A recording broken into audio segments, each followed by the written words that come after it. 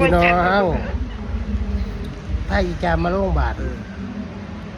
เหตุการณ์เป็นยังไง ปัสสาวะเป็นเลือดพี่น้องบ่ฮู้สาเหตุว่าเป็นนี่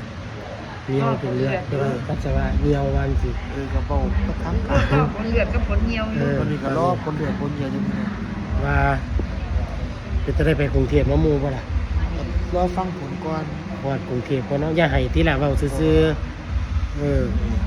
อย่าให้มื้อเดียวนี้มีแต่คนโทรมาหากูประมาณ100สายแล้ว เอามาของไหน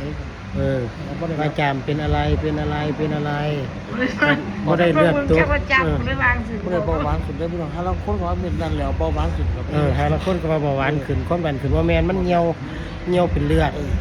ปัสสาวะเป็นเลือดแล้วก็ยังไม่รู้สาเหตุว่าเป็นอะไรก็เลยมาหาคุณหมออยู่ไม่รู้ว่าจะร้ายแรงหรือเปล่า ขอบคุณพี่น้องเด้อที่เป็นห่วงจำกัน มันเบาหวานขึ้นบอกแล้วแน่ บ่ได้เบาหวาน ความดันก็ว่าได้ขึ้นเด้อ มาหาหมอเลยจี้ดีเอา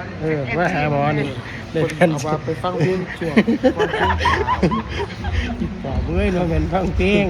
มันเป็นผลเอ็กซเรย์ผลเอ็กซเรย์ ถ้าเพื่อสมมติว่าหมอส่งต่อไปโรงพยาบาลสารคามคือโรงพยาบาลบ้านเกิดเราหมอบอก เขาบอกว่าไม่ดี มีแล้ว มีหลายพี่น้องมันจะหังแท่งเข้ากับโคตรจอเลือด เก็บบ่บ่เหี่ยวนี่มันเก็บบ่